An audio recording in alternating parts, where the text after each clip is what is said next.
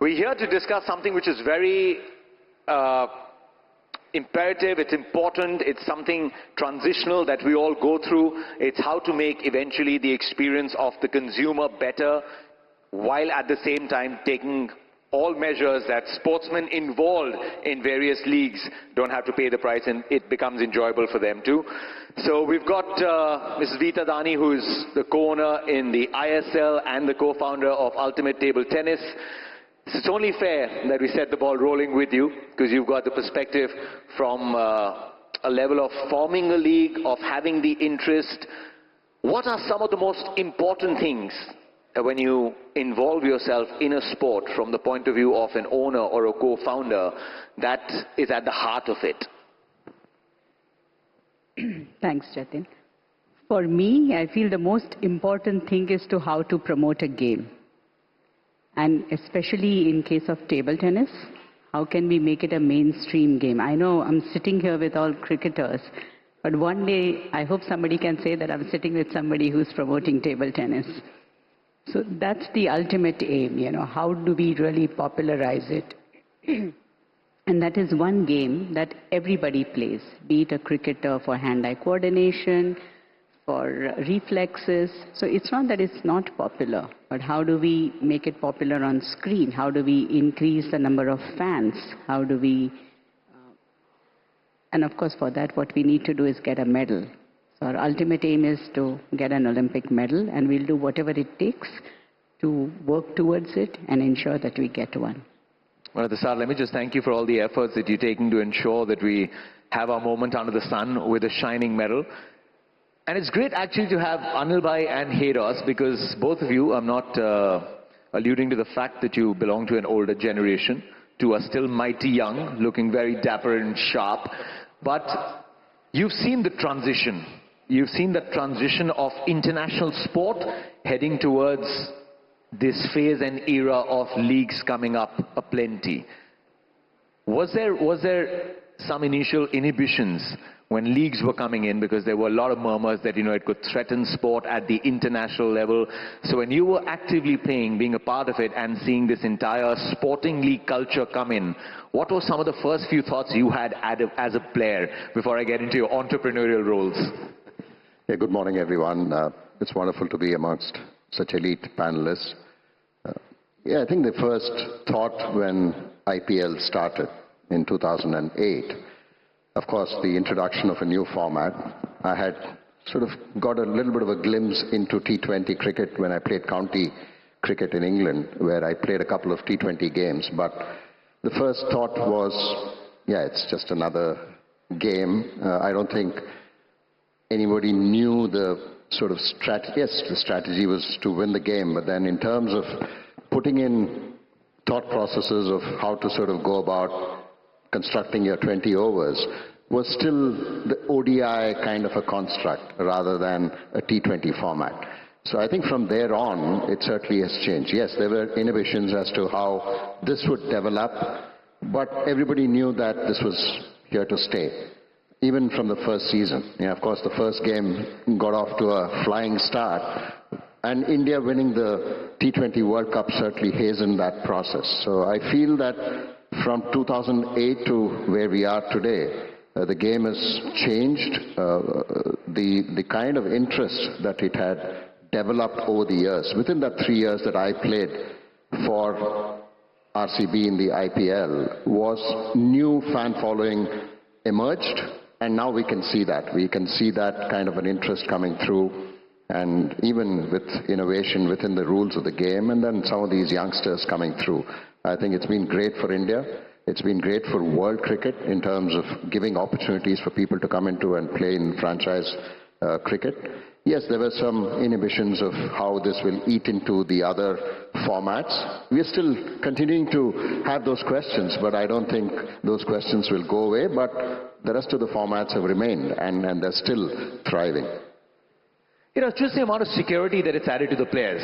Again, you were part of the early stages of the league. You continue to be a part of it. We see now how cricketers from around the world or sports people from around the world, thanks to the leagues, are becoming household names everywhere.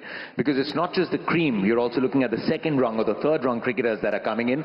So just right at the onset, before we talk about how we need to make leagues more and more immersive, from a player point of view, was it easy to subscribe to the idea? From being an international cricketer to then getting into leagues, playing for local states in other countries.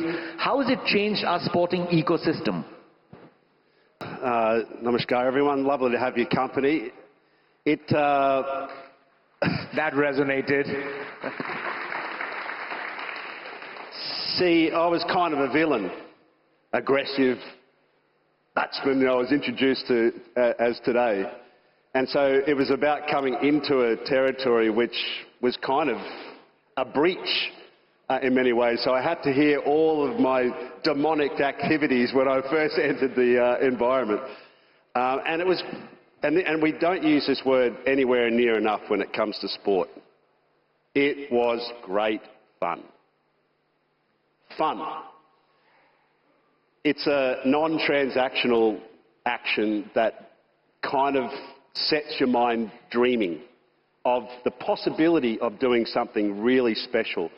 If it's fun, you never ever find a struggle in it.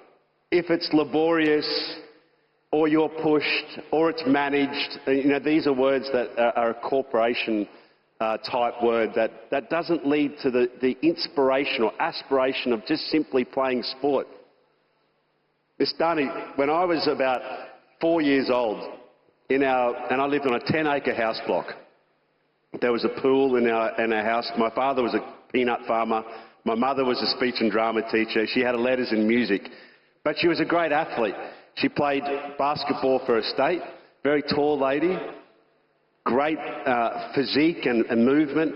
And I used to love playing ping pong. I had one brother, and ping pong, just because it was there, was a possibility for us.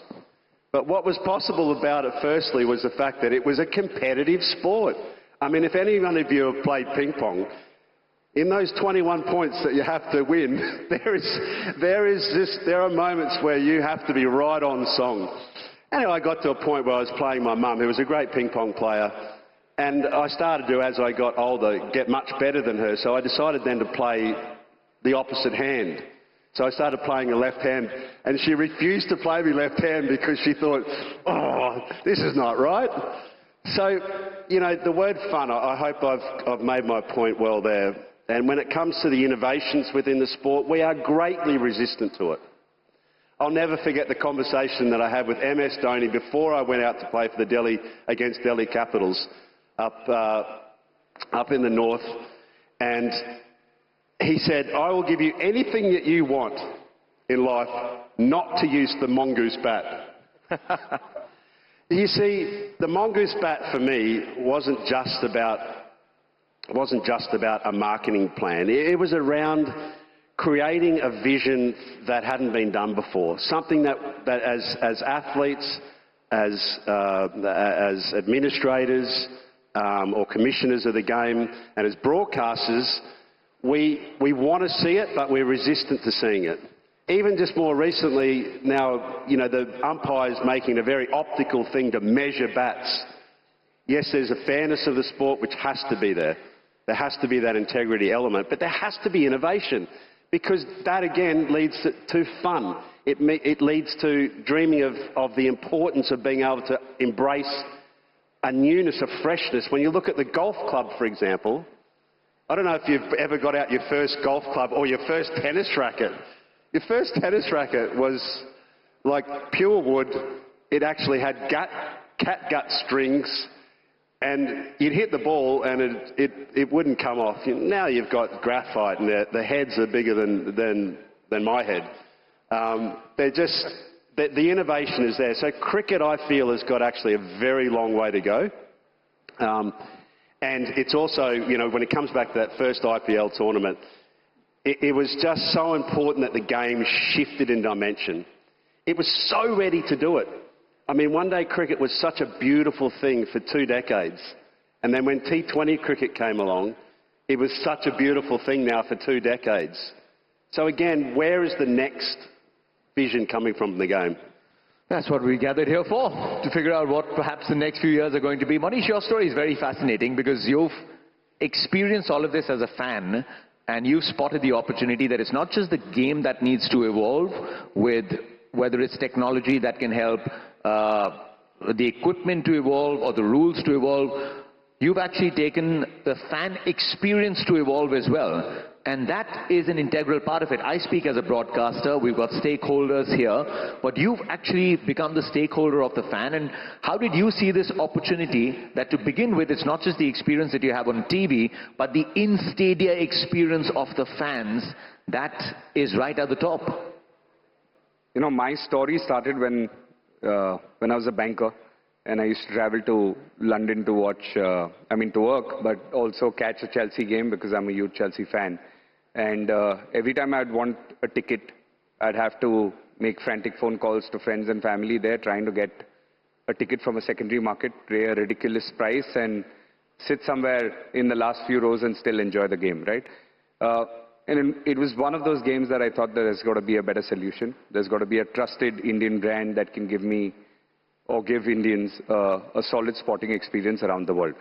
I think that idea stayed with me for 7, 8 years before I actually started working on it. But like Matthew said, it's all about fun and innovation, right? So when a fan comes into watching a game live, it's totally unscripted. They don't know what to expect. Emotions are high. Adrenaline is high, and you want to come with your friends and family and have a really good time, right? Have fun. So if the experience is made better, by the sporting event that's organizing the tournament or the leagues that are hosting it, then the fan experience of coming into the stadiums again and again with your family and friends and watching quality sport just completely elevates. And I think over the last decade, internationally and now in India, we're seeing a great shift in terms of the fan experience. So, entry and exit into the stadium is becoming much better. F&B is becoming really important at the heart of experiencing sport. Seats are given a lot more preference. There's a lot of lounges being built, air conditioning. Something as basic as toilets and hygiene is given a lot of importance. So overall, I think fan experience is improving significantly. We're playing our own small role in the ecosystem. We're tying up with franchises and ensuring that we can create a top hospitality product as well. Manoj is not here, but we've tied up with Rajasthan Royals this year, and we've created our own Dream Lounge, which is a 100-seater lounge which takes care of all the factors that I've taken care of, right? Great food, great seats, easy entry, easy exit, celebrities in the box, engagement with the Rajasthan Royal leadership like Sangakkara, Manoj himself, the CEO Jake, and a lot more. I think the entire idea of this opening conversation was to set the tone that at the end of it, we have to make sure that all the stakeholders that are involved in a sporting league need to be taken care of. At the heart of it is the athletes, who are eventually the product that people come to watch, the stakeholders who put the product together, but the end goal is to make the experience better for those who are consuming the product, and it's the spectators. And the entire idea today is to figure out how we are using innovation to make the experience more immersive, and how do we take this digital landscape to continuously upgrade it. Let me now come to you, Mr. Dani, because you've been ping-ponging between football and table tennis for a while. You do have another enthusiast, as Haydos has made it amply clear. In the years that you've been involved with it, what are some of the steps that have been taken that you've seen in the ISL, that's football? What has sort of percolated into your learnings when you've put together ultimate table tennis? What are some of the innovations that we've already seen from a sporting league perspective that has taken the experience to another level so far? Let me start with table tennis because that's where we have made lots of innovations. Some of you may know that in table tennis, to win a game, you need a difference of 2 points. But for those who do not know, I thought I'll just mention this. We have come up with this concept called golden points. So if you are at, say, 10 all, instead of going to a difference of 2, which also, kind of affects the broadcast time, we said we'll make it a golden point. Whoever wins the next point wins the game. And that has gone down really well, not only with our league, but now it is being adopted elsewhere in the world, in other leagues and also in other championships and competitions. So I'm glad that while we are the guinea pigs, we are trying things out. It's being, I wouldn't say copied, but at least it's being used elsewhere and is bringing about innovation. We also do heat mapping. What is the angle at which the ball falls? What's the impact? Where does it fall? How much does it spin?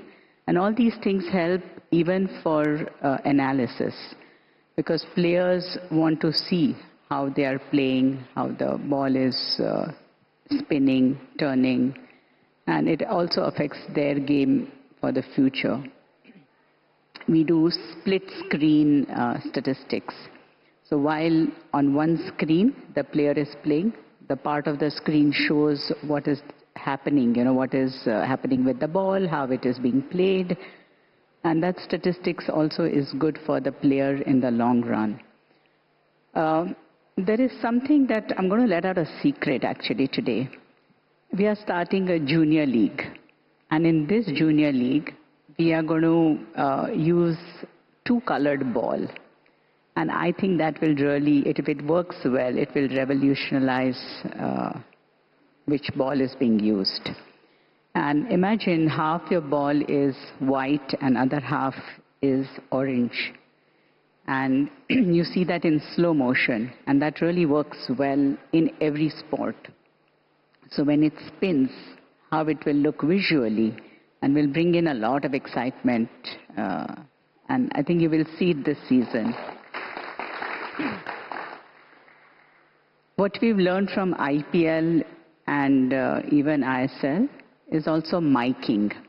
So we cannot mic our players because it's too fast a game and they don't want to lose a point.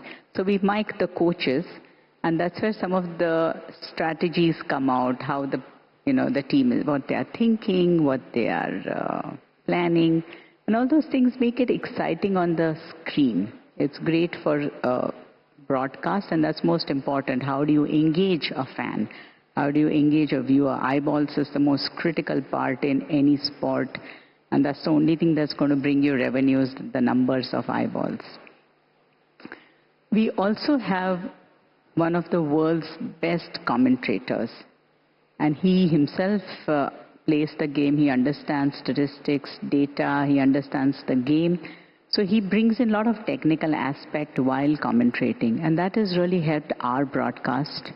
And that is what makes the whole game a lot more exciting. So there are lots of innovations. I mean, I don't want to be the only one talking here, saying कि mic mil gaya to abhi chhodte hi nahi hai.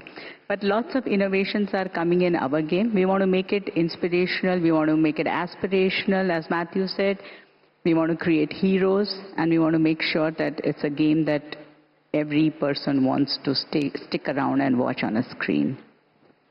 When you were talking about the multicolored ball, I was just thinking of what cricket has done over a period of time, right? We now know that it was red ball and white ball, but now the pink ball format has come in just to make sure, again, that people who want to watch Test cricket when they finish their long days can have access to it.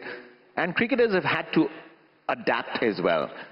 How important in this entire process is for the sports people to be open to ideas? And let me ask a question. There was a clip, I don't know if you saw it, there was a time when Shane Warne was playing, I think it was the BBL Heroes, the late Shane Warne, may his soul rest in peace, he's a legend, we love him so much here. And he was talking to the commentators as to what he's going to do the next ball, right? Is Brendan McCullum. And he says that I'm going to now land the ball outside the leg stump, this is the shot he's going to play. And it's exactly what happened. And that, to a viewer, was the most mind-boggling experience. When Anil bhai, you had taken 9 wickets against Pakistan, if the broadcaster came to you and said, we would like to mic you up, I'm guessing you wouldn't have been very complimentary back in the day. Yeah, I wouldn't have minded that, but I think, like you said, most of the innovations that have come in cricket have been broadcast-driven. Whether it was the speed gun at the start of when it first came in to understand what the speeds at which the bowlers were bowling at, to what it is now. Even data, cricket has always produced data. Every ball produces millions of data points. But for all of that to be assimilated and ensured that people can dice it through has been thanks to broadcast. And they have come through with various statistics and all of that. And like Haydos mentioned, the primary stakeholder, who is the player, batter or bowler, has always been reluctant to use any of these innovative methods. But I think times are changing. If you look back at 2008 to what it is now, even from a broadcast perspective, the innovations that have come through in the IPL itself, in cricket itself, I think has been massive. We have started using various tools to dissect players, to look at strategies. Even at the auction table, it's no longer just understanding the skills of a player, but also looking at various statistics and how that particular player can influence the game in that kind of a situation. So you're looking at situations, looking at where the entry points of those players are in a game, and then making your choices based on how much money you have, and then taking a call on a particular player based on the stats that has been offered to you. But it's still nascent. I certainly believe that it's still nascent. Yes, just to come to that entrepreneurial point, the sticker that we've developed at Spectacom. Yeah, if you would like to tell everyone more about Spectacom, please. Yeah, so that's a bit of a challenge again, because the primary stakeholder, the batter, is still reluctant to put it on the bat. But I certainly believe that in terms of how we can bring in, at the end of it, I think the Indian reality and Indianness in technology needs to be embraced. That's where all the stakeholders need to come together as well. And what it can do to broadcast. At the end of it, it's all about engagement. The reason that people watch sport is because, like Manish mentioned, there is that always that engagement, that intrigue as to what the outcome is. Nobody knows. So that engagement needs to be there, and that's what broadcasters are also trying to do, engage the audience in various different ways. And that's where the innovations need to come through as well. Could give us just a little more, just like sort of a beginner's guide to everyone. What you intended to do with Spectacom, what are some of the things that it does? I mean, just explain it to them, because this is a technology that is yet to really come onto the mainstream. We would love to see it as commentators. So if you could just tell the audience that is here what you intend to do with Spectacom and what all it offers in terms of it not just being a tool for the players, but also what it could then offer to the spectators. Yeah, I think, in terms of it's just a sticker, it's just less than 10 grams, so it can go onto the back of the bat, and you just get real-time data about the bat speed, about how much torque there is when the ball hits the bat, which is basically the control at which you hit. I mean, if a Haydos hits the bat, it hardly moves. If I hit the ball, then it will go all over the place. And that's the difference between Haydos the batter and Anil the batter. And those kind of differences. And of course, for the audience, you put up a power score. It's all about the power game. We saw a 14-year-old smash the daylights of bowlers, and similarly, what's the difference between him smashing the bowler versus what's the difference between a Dre Russ smashing the bowlers? Those kind of intricacies can come through, and all of this can happen in real time. At the end of it, broadcasting organizations are also looking at engaging with the fans, and this is a new sort of profiling that you can do for the batters. At the moment, Haydos was an opening batter, and I was a lower order batter. I'll never call myself a tail-ender. So that's the only difference. Left-hander, right-hander, but there's no profiling. He was an aggressive batter.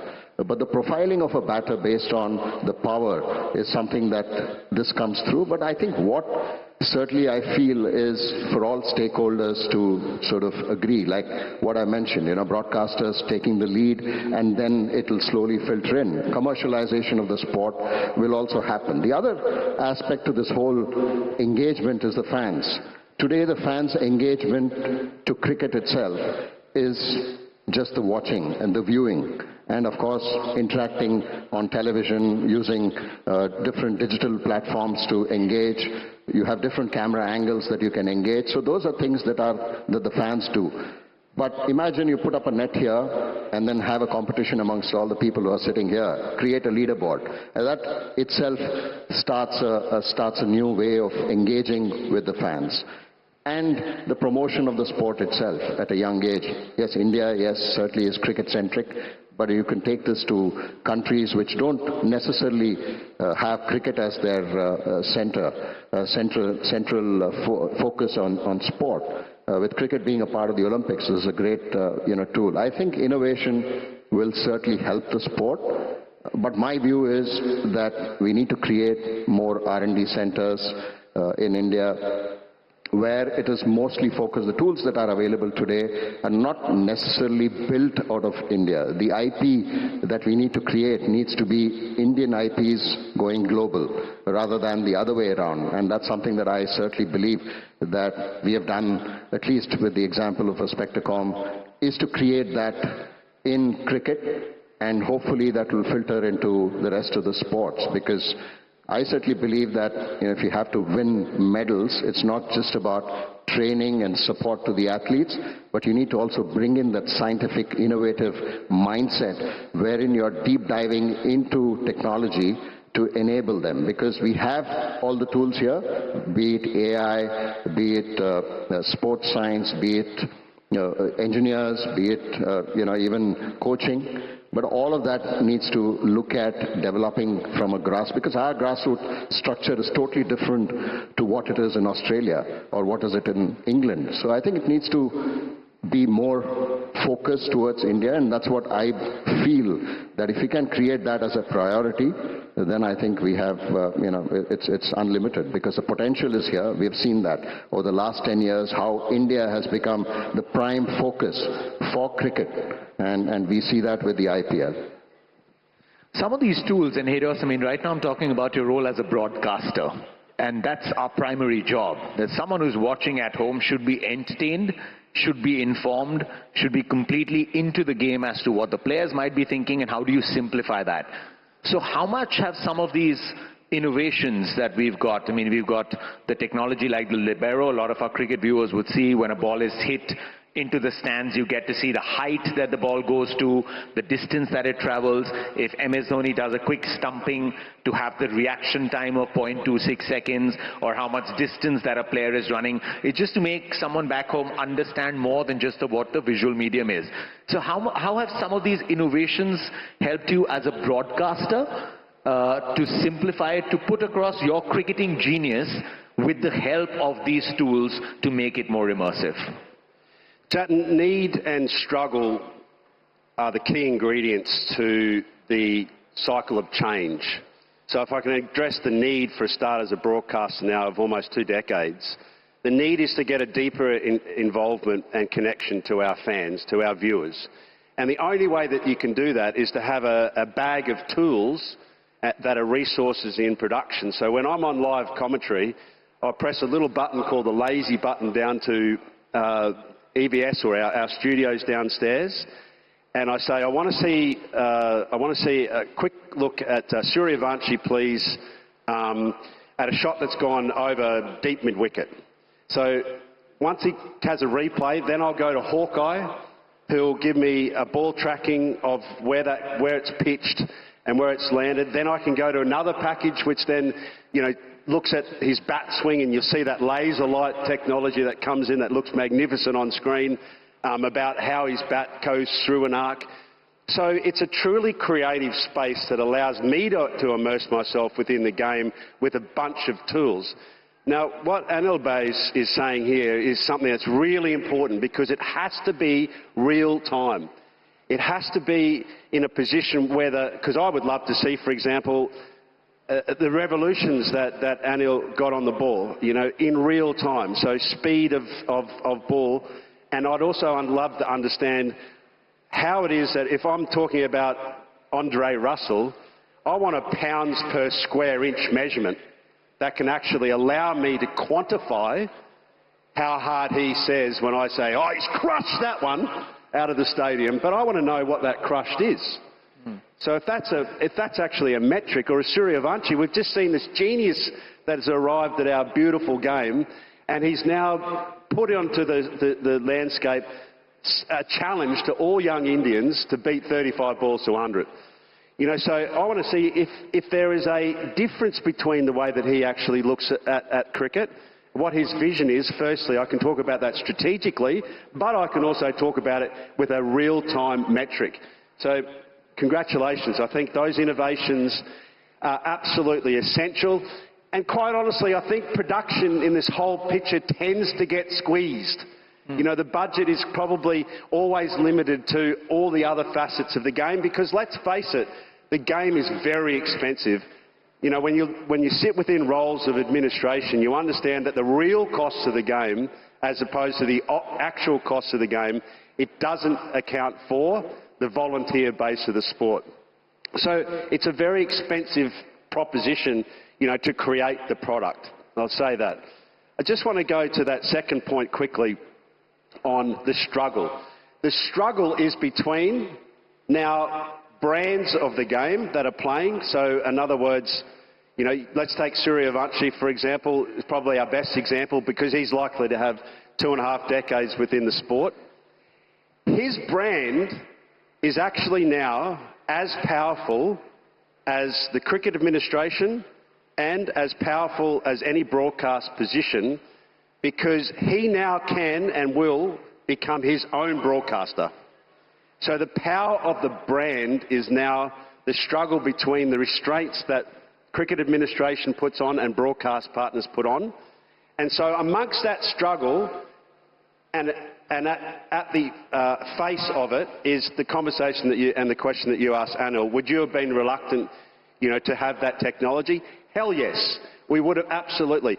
Televisions inside the dugout, crosses to coaches, release of strategy.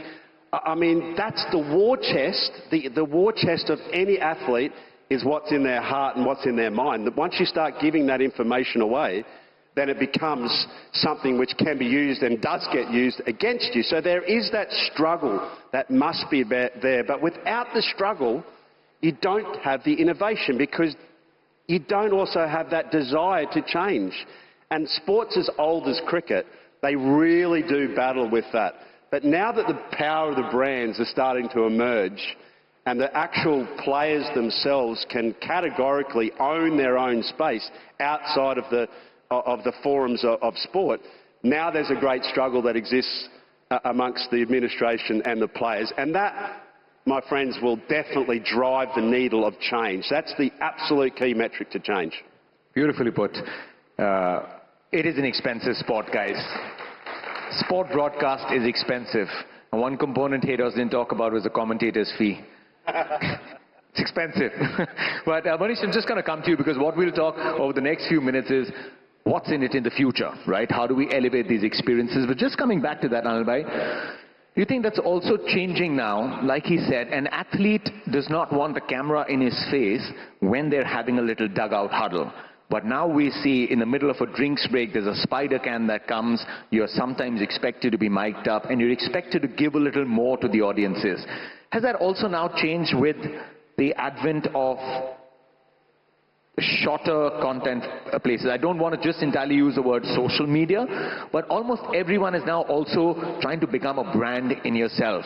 So there is an opportunity for the athlete that through these immersive experiences, you want to connect with your audiences. An interview means that. Behind the scenes footage, we saw the other day Ricky Ponting talking to everyone in the Punjab Kings dugout. You must have had to do it when you're as a coach. So now, is it also a lot about branding? It's where your personality is reaching out to the world, and that for you as an athlete or a stakeholder is very important too. Oh yes, absolutely. I think that's the change that we have seen over the last few years, thanks to, of course, social media. I mean, I'd like to use that word because content is something that everyone's creating. And as a young player or an established one, you're letting everyone into your own life. What is going on? People are showcasing that. What is the personality that you have? People are showcasing that. So they're not averse to cameras coming in. Yes, like Haydos mentioned, it was not easy for us to get a camera in. Even after after a victory, when there were questions about can we come into the dressing room to celebrate along with you, we would say, hey, just back off, this is our space. But things have changed now. People would want to do that. People want a mic in hand when they're actually addressing the team about strategy, about giving them a pep talk. So all that has changed because of the content, because of not just that, even when as an audience people are watching the sport, they also have a second device going in front of them. If you're in the stadium watching a sport, you always are on another device, immersing and again consuming content. That is going to again change. And similarly, even if you're on one device, you're again wanting to consume, not just watching cricket on your phone, but in between overs or whenever you get a break, you sort of go into another space, two screens on one, watching two different things and consuming content. So when all of this is here, the player doesn't want to let go of those opportunities, and commercialization is not now restricted to only the standard sort of structured elements, right? It's a lot more different, and the IP is far more immersive and far broader, so to speak, from a player's perspective. So I think all of them are aware, and that's something that's going to change. And with AI coming in, I think whatever we have seen as innovation over the last 25 years will be very different 2 years from now. We'll talk about AI because we've got Heros and his daughter's Hindi AI version that we broadcast on Star Sports and Jio Hotstar. But Mrs. Dani, from a league, and this is a good word that Anil Bhai used, everything that you do is now an IP. Your experiences are an IP. It's a property. How important is short form and behind the scenes content? How important is it in building loyalty, especially amongst the younger audiences? Fans make sport and fans make a game. And that's exactly what you're talking about. You need to connect somewhere with all franchisees. And in our case, we have seen it's all city-based. And there is a fan following. And they do come with their own sets of passion and their own excitement. And they stay with it. As league progresses through the years, and in our case it's the 6th year now, one of the few leagues that have survived that many years, when a player changes teams, very often the fans also change the teams because it's fan following. And for us it's important to create the fan, to create a hero. If you look at 10 years ago, I'm not sure if people could name more than 2 table tennis players. When we started the game, we had 4 players who were in the top 100 across all categories. Today, if I look at only men and women, we have more than 10. So it's important to have those heroes in the game, important to have the fans in the game, and that's the only thing that will work. Make it exciting for the audiences. If you look at how do you make this exciting, like you will say that, okay, there's a table tennis table. We have more than 13 mics on that much space. And that's what makes it exciting. People see it from different views, different angles. Imagine the ball touching the net just by a millicentimeter, but it reflects on the sound. And that's what happens even in cricket, when there are reviews. So what happens is that micro level of detailing that makes the difference whether somebody gets a wicket or somebody doesn't get it. And these are the things that's important. And for me, more than IP, what is important is how do you popularize the game? How do you make it a mainstream game? How do you make it a game where people want to talk about it at dinner table, And that is most important, I feel, no matter which game it is. And now we have seen that in India, we are becoming a multi-sport nation, where they're not talking only about cricket. Nothing against you, gentlemen. But it's important that we do have other sports that are also becoming part of our daily life. And that's more important than anything else. And that not only good for health, we are the diabetic capital of the world and we need to change that. Only way we are going to be able to do that is if we are going to be physically more active. So no matter which sport it is, I think we should just encourage everyone to play the sport and popularize it. Yeah, it just solves so many issues. We don't need to get into tech. I mean, yeah, I think if anyone was trying to applaud, it's a good time because the responsibility is upon us. How do we bring about a sporting culture, sort of a revolution right at the grassroots level where it's not just about making it to league just as an active lifestyle sport? What are some of the innovations, Monish, that we can see as a fan experience in stadia, right? I mean, there can be better seats, but is there something that's maybe in the tech digital space that you're going to be exploring moving forward to make the fans' immersive experience a lot grander?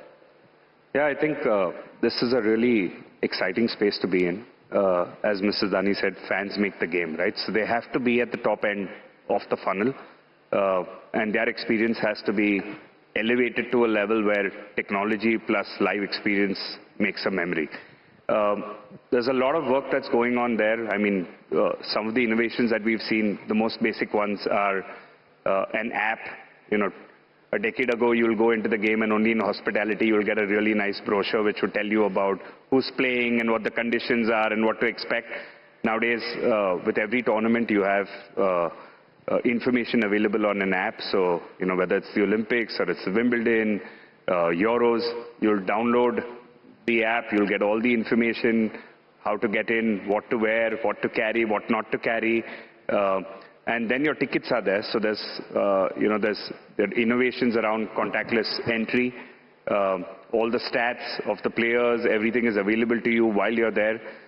There's innovation around, putting your phone across the pitch and getting real-time stats of the players that you're focusing on, right? You're not only restricted to the view that you have at the stadium, you've got so many different camera angles. On your phone, you can access how you want to see the game and how you want to engage with the game, right? So whether it's football, whether it's tennis, whether it's cricket, there's innovation that's coming within the next few years, which will make your stadium experience very personalized. It doesn't have to be exactly the way 30,000, 40,000 people experience it, right? So that personalization is very important. The next bit is in terms of your own personal memories. Cameras are going to be there across the stadium. Before I get into that, I have a very personal experience. I was there in Wankhede when Sachin Tendulkar played his last test and gave his retirement speech. All of us were standing. And what was very innovative is they captured each and every person in the stadium. And on a website, you could go and find yourself. And you could find it was very high quality images of you. You could get a print saying I was there, right? And from there, we've moved a long way, right? So now, as soon as you enter, you don't need to do anything. Everything's mapped to your app. It's got your profile. It's got your face. It'll capture images of you throughout the game. It'll figure out what are the high emotions, low emotions, how you've engaged with the game. At the end of the game, on your app, there'll be a summary of your key moments from the game. And then those apps will tell you what your fan journey has been across games, across moments. And I think that's truly immersive in terms of engagement and fan experience. So tech is going to change the way we experience things. Personally, if I was sitting at a game, I was watching football or cricket, I'd love to understand the stats of what the player is, how they performed on that stadium, how they perform against the bowler that's coming or against the opponent if it's football or tennis. So I think all of that makes it extremely immersive in terms of you being at the stadium and seeing it from your own lens and enjoying and having the fun element. That's actually the progression of, I was reading somewhere, video gaming back in the day was something as a distraction, but now it's all about journeys, right? Yeah. Everything then becomes now a journey. If you're playing a long game, you have a profile. So just like that, tracking a fan sport journey, I've been to this venue, I've seen this, and then for someone to be able to quantify it or maybe see it, log into your profile, that's fascinating. Speaking of personalization, something that we take great pride in at Star Sports and Jio Hotstar is being able to broadcast the game in so many different languages, right? Hiros, I mean, you've probably seen, we've got more than, I think, 100 former international cricketers we're taking the game to in Telugu, Kannada, Tamil, Bhojpuri, Marathi, Bengali. Because up until many years, not many years ago, Anil, but it was, you were forced to watch your favorite game in maybe a language where it did not cater to you. Did not make you feel that this is being done for me. And that's something that we've done, and we've done it wholeheartedly. What has the response been? Because you have a lot of your friends who are doing the Kannada feed, and I don't know if you've been sent to that com box as well. You probably have been. Just tell us the impact that's had on audiences. Yeah, it's been massive. You know, I think vernacular language, getting local, I think has been brilliant for cricket, for commentary. And of course, you know, meeting all your former colleagues at the studio, that's the added bonus. But I think in terms of the kind of reception that you have received, or kind of sort of support that you have received for every language, has only grown over the years, because it's more personalized, like how he mentioned. It's a lot more personalized. And also the language that you speak, yes, it's Kannada, but then speaking Kannada when you're playing cricket is slightly different to how you probably converse. So listening to those words, listening to those, it brings the childhood memory of somebody playing the sport when they were young and watching and listening to a Kannada commentary. And the personalized references to certain things within the state, within what you identify yourself, I think those are something that you can't really get when you're viewing it only in English or, you know, now Hindi. Those two were probably predominant for a long period of time, and then now with the other languages coming through. I think that has certainly changed.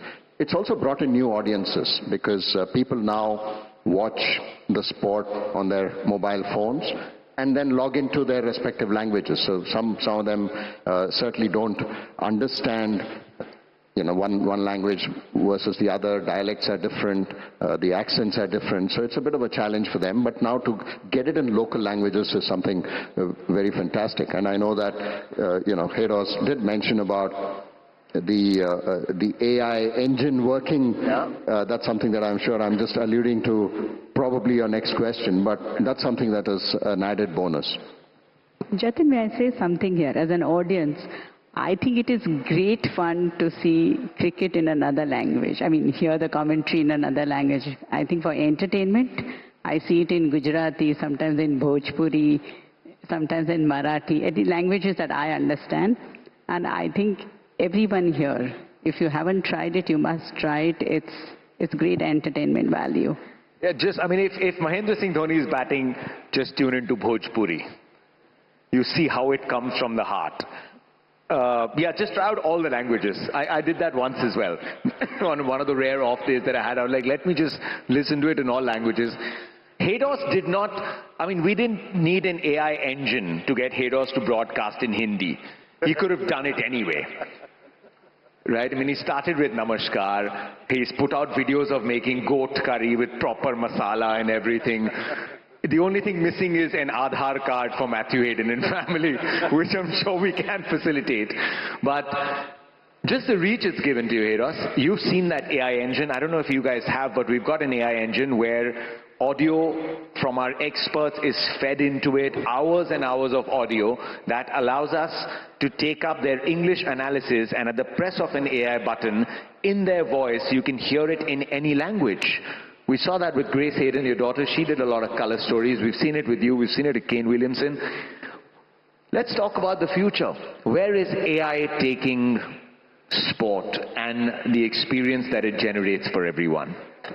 I was thinking of what links us all in our various life journeys, and we're actually in the dreaming economy. We're taking advantage of an economy that doesn't exist currently. And how we do that is through connectivity, and how you do that is through communication. You know, so the fact that as an Australian, I can enter into a space that allows me to connect with people in Tamil Nadu or Gujarat or anywhere in this country, simply because I've got an agent that is like an angel agent that allows me to connect with people, because that's what I love to do the most. It's, as a broadcaster, I'm not talking to a camera. When I look down a camera, I'm talking to you. I'm talking to someone that's in a lounge chair, that's giving up their time, that's allowing me the space. And if I can connect in a way through language, that's power. I mean, I'm very jealous actually of the Hindi commentary box because these guys, they're oftentimes the suites next to each other. And I hear these guys laughing and connecting and just having so much fun. And I think, boy, wouldn't it be amazing if I could be in that space? And AI gives me an opportunity to do that.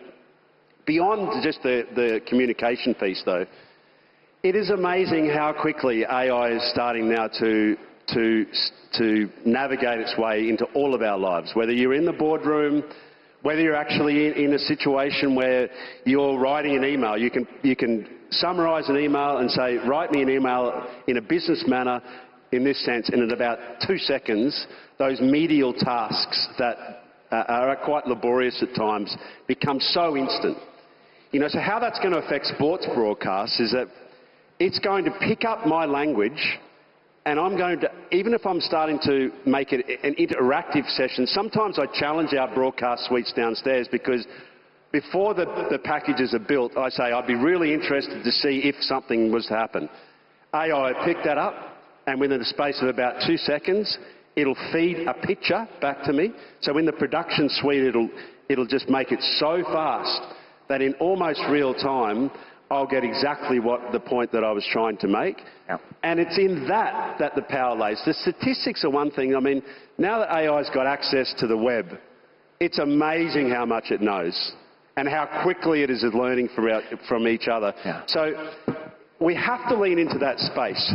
And I'm talking right at the grassroots as well. If you drop things into a space, as athletes, we're very kinesthetic learners. We learn by looking. And there is a million examples of, you know, if you wanted to see Suryavanchi's innings the other night and start entering into the dream of possibly playing for the IPL, it'll be there in that much time.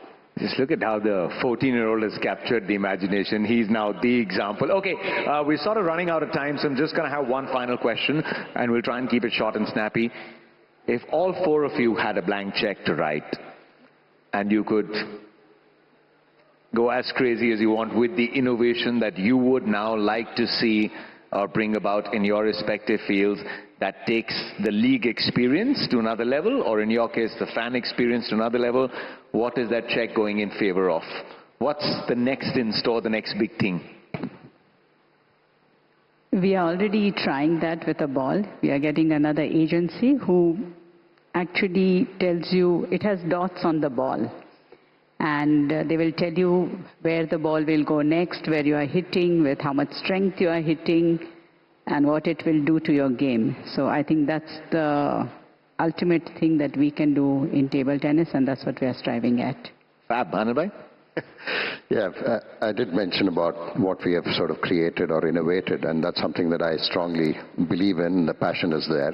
Not just taking it to cricket, but looking at how we can create this kind of a reach to other sports too, because I certainly believe that we need to look inward, and then if all stakeholders come together in support of sports tech, because that's something that I think it's still sort of, there's reluctance in the major investors and who are looking at the space to come in, and that's where I feel we could certainly look at, because the next few years and the future is certainly sport, because the recent studies show that we are currently a $50 billion industry. I think by 2030 it's going to be 3 times that, and that was the recent Deloitte and Google sort of report that came through. So if you're looking at that space, then I think people who certainly have those large opportunities to come in, sports tech is the future. Manish, why don't you go first? I think Haydos is still in deep thought. So for me, if I could just wave the magic wand and be able to execute it today, I'd have dream suites and dream lounges everywhere across all the stadiums, across all games, to ensure that the fan is at the top end of the funnel, right? The experience is absolutely top-notch when you come in. all the basics that I spoke about in terms of having a really high-end experience in stadium, clubbing that with all the AI and the technology bit that I spoke about would make it an ultimate experience. So hopefully, I get the opportunity to continue doing what I'm doing, and in the next decade, we're able to have very, very high-end experiences across the world for fans. Hope you got a subsidized seat for me. Hey Ross, final word. It's a huge question, and I've been given 2 minutes to think about it, but I think the investment, if I had a blank check, would have to go into grassroots. It'd have to go into the investment of multiple sports across multiple pillars, because only then can you start to sustain the sport. I mean, I think we can be quite heavily adjudicated on just how big we dream our silos of talent. But there comes a day when talent needs to be retired, and it comes in it. And guys, I've got to say, it really hurts. The day that you have to give up your toys and start to become part of the real world, it hurts, and it's a huge decision. But hopefully that investment, through cross-sport environments, and it takes a whole-of-country approach. There can't just be private equity involved in this. There can't just be government equity involved. There has to be a lot of sweat equity, actually, because dreams are costly. And so, my love of sport and love of broadcast, I hope, has inspired you all to invest in something which makes us healthier. And ultimately, the one asset that we have is our health. And if sport is a co-creator in a better version of you, whatever that is in life, then it's worth every cent. Thank you so much, Ross. A big thank you to all our panelists, Mrs. Dani, Anil Kumble, Matthew Hayden, Manu Shah, and a big thank you to all our audience members. I think it's a sweat equity to sports that we can promise to all of them, because if we involve ourselves entirely with the sport, I think any experience would become immersive, because we would know the sport so much better. And as a broadcaster, I would just like to say that we always try and keep the fan at the heart of it, and we will try and keep doing our best to make your experience better. Thank you for being a wonderful audience. Have a great day.